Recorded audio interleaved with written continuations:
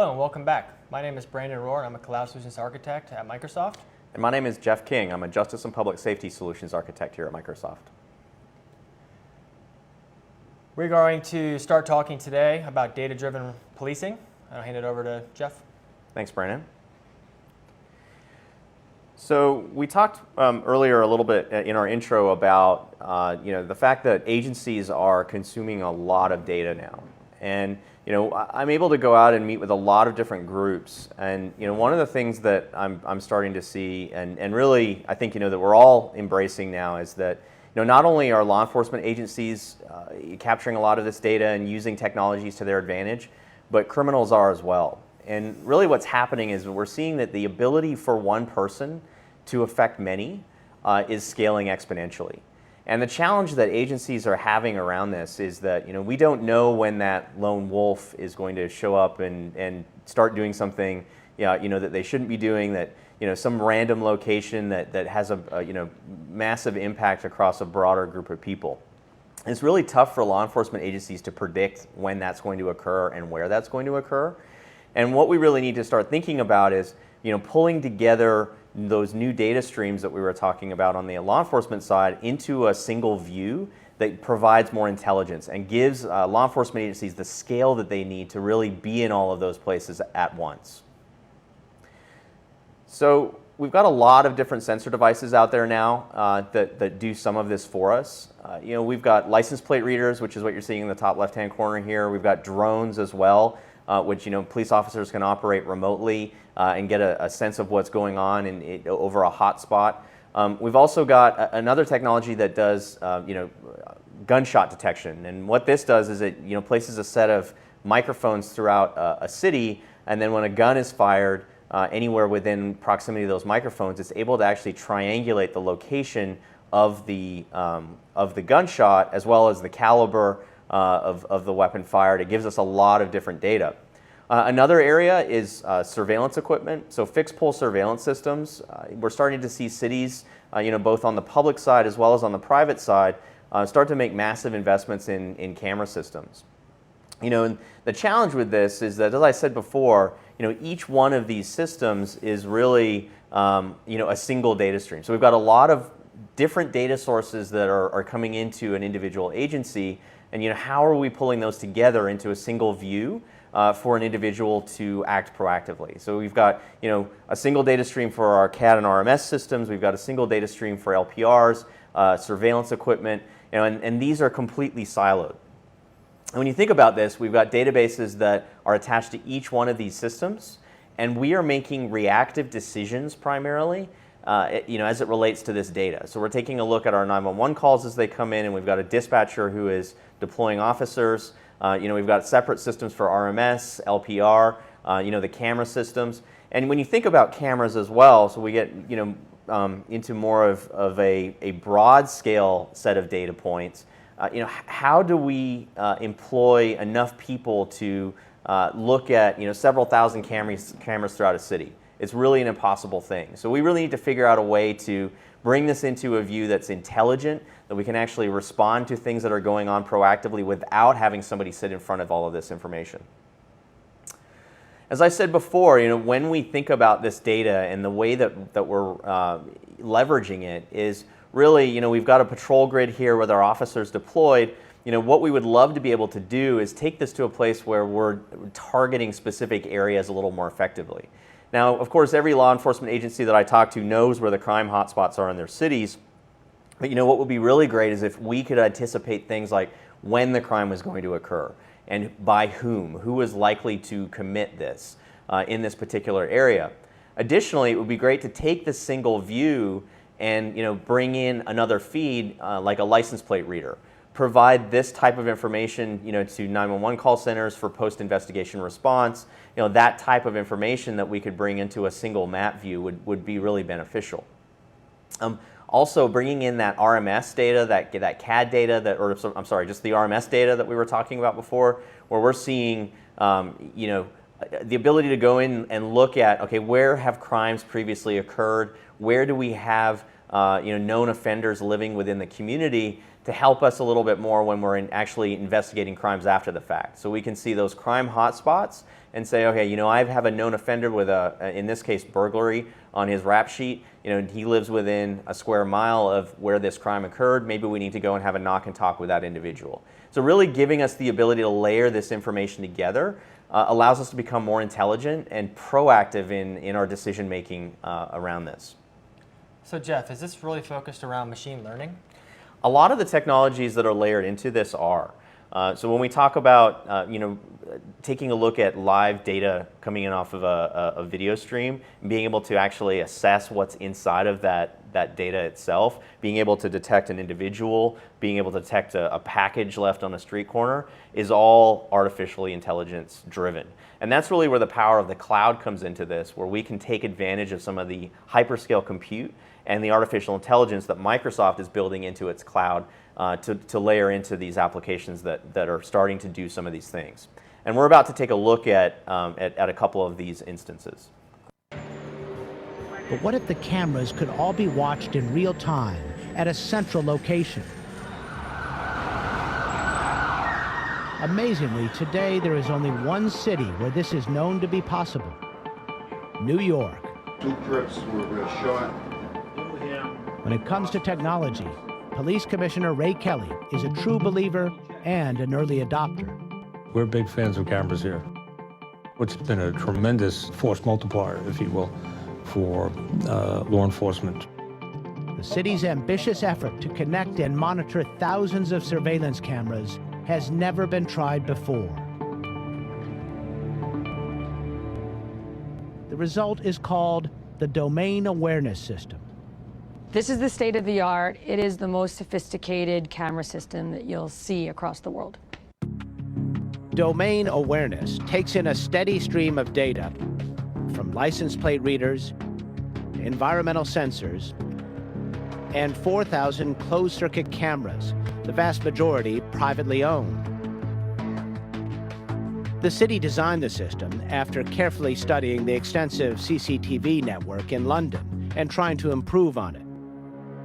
The reason that this is state of the art is because this shows officers in real time what's happening, rather than being useful mainly for post-incident investigations, as is the system in London. 911, where's your emergency? The system is integrated with 911 calls, so possible terrorist activity is flagged, and detailed information about the address is displayed, as well as the location of nearby cameras, which can be called up live or rewound as far back as 30 days.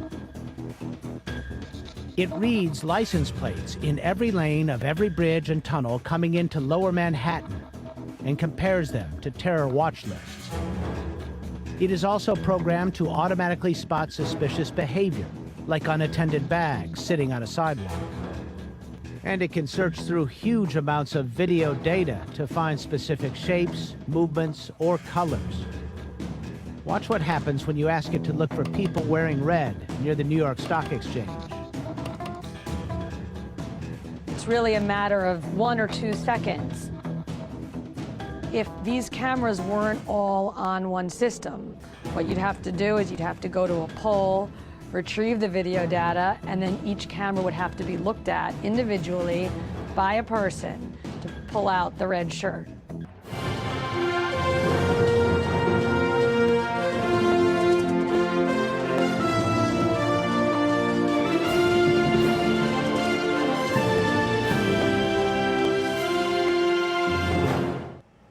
Wow, Jeff, that looked great.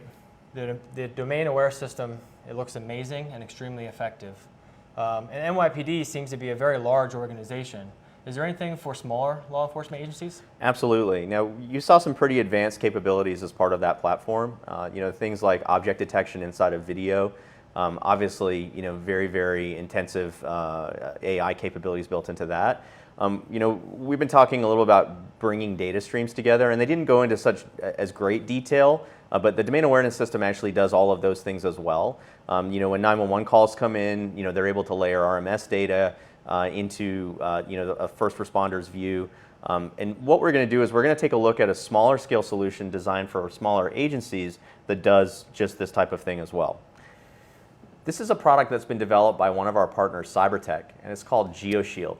This product is entirely hosted in Microsoft Azure Government, And as I mentioned before, brings together a lot of the data streams that agencies are ingesting into a single view. So we have a basic map layer, and this is the, if we look at this user interface, this is the common theme throughout these types of applications where, we're able to take the data that's coming in off of these different systems and layer them down on top of a map. On the left-hand side here, you can see I've got some browse function and capabilities where I can actually bring in those other data streams. Up at the top, we've got some connections up to our RMS systems. As I scroll down here, we can see we've got additional live feeds that we can stream in. That can include officer location, license plate readers, surveillance cameras. Let's go back up and just take a look at the actual map data. So I'm going to go in here and I'm going to turn on, we can see we've got some drop downs here that include a list of known sex offenders, and we're focusing on Daytona Beach. So if I select this and toggle this button, we can see we've got fairly comprehensive list of individuals who live in the Daytona Beach area. We can take this and actually manipulate the data a little bit to give us the view of, instead of just being points on a map, we can look at this as, if I zoom out a little bit, more of a hotspot type location setting where we can see clusters of individuals who are living in a specific location. So these are, Jeff, these are people who have committed a crime?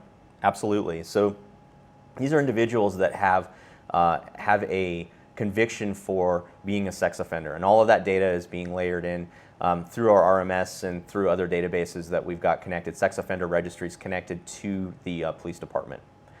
So I go ahead and turn this off and hide this layer. The next thing we can do is we can go to our live data feeds and we can see different things like current calls for service. So what's coming in from a 911 call perspective. And you can see that this particular agency has set up a level of priority on each one of their calls. If I select this radio button or checkbox, I'm sorry, click OK, we can see now that we've got current active calls for service inside of the area of Daytona Beach. And let me zoom in a little bit on this so we can see more specific information.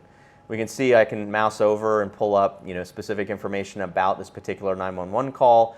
It's got a hold-up alarm. And what I should point out here is that we're using some faked data over the top of this map.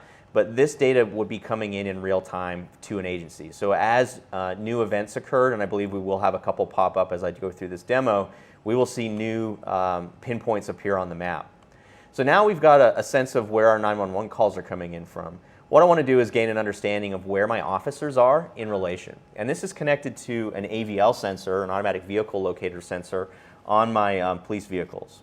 So if I go ahead and select this and turn it on, we'll see now, if I can zoom in a little closer, we'll see that we've got officers, looks like, already responding to some of these incidents. So I can see I've got a little police car that shows up on the map that gives me the exact location. And we can select the police car. We can see that he's actually en route, and has some information about this particular crime already through the 911 dispatcher and is getting ready to respond. We can zoom out a little more. We'll get a larger sense of where our officers are located. You can see most of them are already surrounding these particular 911 call hotspots.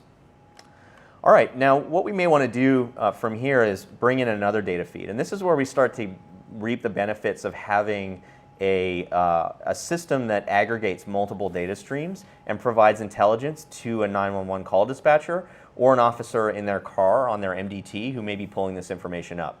So I can turn on camera feeds, and we can now see we've got live cameras located all throughout our city.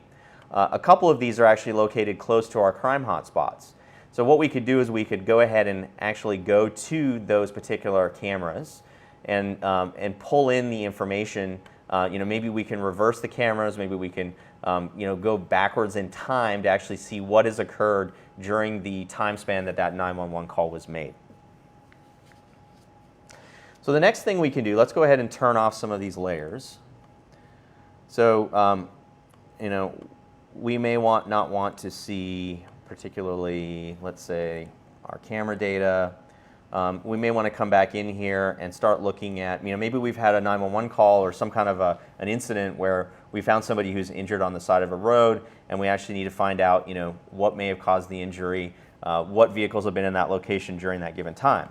And that's really where I can come in and start to add additional data like LPR reader information. So I'm going to just type in a license plate number here. Click OK. And this is now pulling up a list of anywhere that we have an LPR system installed, anytime that that particular vehicle was tagged. So we can see we can scroll over the event, and we get the time of the event, the location. We can actually take this a step further and look backwards in time, define a date range and a time period. Maybe that particular individual that we found injured on the side of the road was identified between the hours of 11 and 3 p.m. And we can actually go, instead of choosing the license plate number, we can actually just select a particular area. So we can go area, we select that geometry, we pull up a particular point on the map, and we click OK. Okay, it's not giving me a broad set of results. Let's increase our distance to 10 miles. And now we can start to see that we've got a number of vehicles within this location that have driven by. Now this is just one specific scenario, and it's not picking up a ton of data right now, so we're not seeing pinpoint specific data around this location, but you get the idea of how this could potentially work. So from here, what we can start to do, so now we've taken a look at how we can layer information into a map view for provide additional intelligence to first responders and potentially people that are going in and actually investigating the crime. I'm going to go ahead and just clear the map so that we can start to layer in some new functionality here. The next thing that I want to do is I want to go back into to my search function and start looking at this in more of a sense of, instead of the 911 call operator, let's look at this from a role of somebody that's investigating a crime scene. So what I can do is I'm going to go back up to my magnifying glass, and I'm going to start to look at events and people that are involved in those events. So I'm going to pull down, instead of the last 24 hours, maybe we want to take a look at crimes that have occurred within the last 90 days. And we'll click OK. And from here, I'm going to expand my events, and I want to take a look at burglaries. So if I select burglaries, and this is data that's coming in off of our RMS system, so historical data, we can see in Daytona Beach we've got a list and groupings of burglaries that have occurred. Once again, we can go back in, take a look at the data that's coming in. Let me just remove the license plate reader. Now we can take a look. Maybe we've got some hot spots that we want our particular officers to focus on. We can see we've got one down here. So that lets us become a little bit more proactive, and maybe we increase the number of patrols in that particular area and things like that. But really what we want to do is, as I said, is take this to the next level where we've got crime investigators looking at this information. We now want to bring in an additional layer, which is the people. So who are the people that live within these locations that potentially have burglary on their rap sheet? And so from here, I'm able to come in and expand my Persons tab, and you can see we've got parolees and probationers. And I can come in and select, anybody that has committed a felony. This is going to bring back a lot of data. So now we want to actually take this and do some filtering. So we've got a lot of criminals, obviously, in the Daytona Beach area. That is a lot of felonies. Yeah. And what we want to do is we want to break this down to something that we can actually use for investigation purposes. So what I'm going to do is I'm going to apply a filter to this, and I'm going to apply it to the parolee and probationers field. We're going to say, show me only those individuals with a description containing burglary. I'm going to click OK. So now we've got a list, and I can remove my other tab. Now we've got a list of individuals who live inside of this community who have burglary as a prior record. So now from here, we can take this even further. We've obviously got our list pulled together. We can visually see who lives within a location. But if we've got a lot of data points here, we may actually want to do some correlation.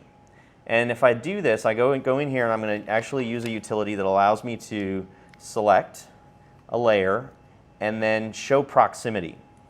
So I'm going to go in here, I'm going to say, show me all of the non-violent crimes that were burglary. And let's go in here and actually use feet. and let's use 2640. And then let's compare that to the parolees and probationers. So give me basically anybody that lives within a mile of where a violent crime or burglary has occurred. So now we can see we've got these particular individuals who have been identified. And this is going to allow us to, when we start looking at patrol grids, and I've got a few of those layered in here, where we can actually bring in an officer and who's in this particular patrol grid and ask them to go and have knock and talks with the individuals who live within these locations. So this is really an example of how we can bring together, as I said, those live data feeds, those historic data feeds, real-time information into a data center or a real-time crime center, giving officers a view of what's happening in real time. Let's make them safer and more aware as they're responding. But then also for post-crime investigation and incident follow-up, we can then bring that historical data in and provide all of that information. Now, while this isn't as advanced as the AWARE system we built for New York City, this is something that's been designed for smaller agencies. This is a fully SaaS-based solution. So that means that you do not need to install anything locally on premise. Cybertech will come in with their consultants and connect to your local data feeds and layer that all into this map for you. One question that I have is, it seems like with all the data sources being pulled together, it would take an awful lot of compute power and resources and really a lot of individuals to manage that on premise. Is there other options? I mean, do you see law enforcement agencies ever doing this on their own or leveraging our cloud? I really think the power of this solution is that it's cloud hosted. I mean, you have the capability to run this type of thing on premise. It just requires a lot of integration work. When you think about the capabilities of this application, you've got a broad storage requirement potentially. The GeoShield product's actually quite unique in that it doesn't necessarily store the data inside of the application. It's just doing a quick read on each one of those. But when we think about the inherent nature of an on-premise deployment, where we would have software that was being managed by an administrator, you would have to go and install that. You would have to manage the servers that hosted it. Potentially, you may have to have a disaster recovery system to support that. Also, as the GeoShield product matures and becomes more advanced, I know they're continually upgrading and adding new features to this tool. They really have a capability now to plug into some of the things that we're building. So we saw in the NYPD video how they're doing, a lot of video analysis, really connecting to some of those back-end systems and artificial intelligence systems that we've developed.